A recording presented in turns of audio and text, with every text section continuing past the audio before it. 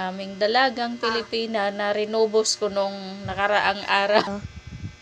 Bigata kami. Bigata. Nanay ni... Ganda, ganda talaga. Ayan na siya mga lodi, oh. Ganda na, oh.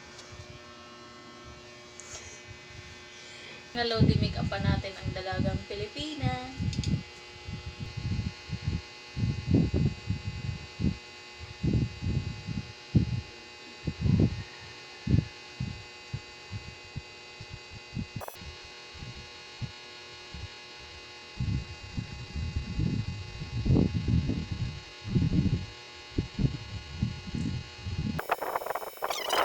Kaya, mauna pa siya sa akin. Nanguhuli nga siya ng daga. Maganda. Maganda na po sa mas.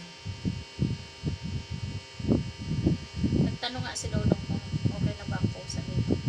Siya sa akin. Hindi ko pa yung nakita. Yak ko kahit ako niya. Ikikik sa po.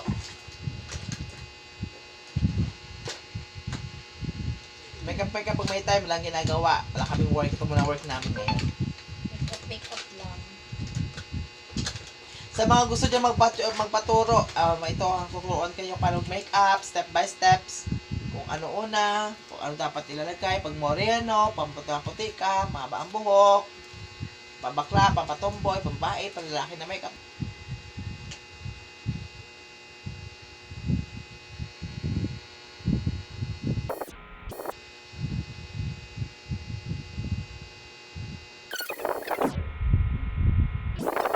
Hindi, dito. Di kabila o nipis lang dito. Ganun lang yun.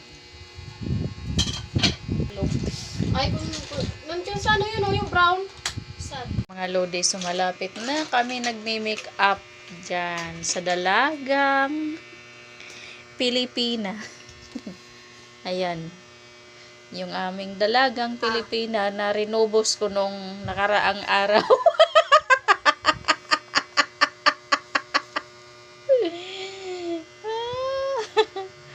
Ang landi-landi, oh.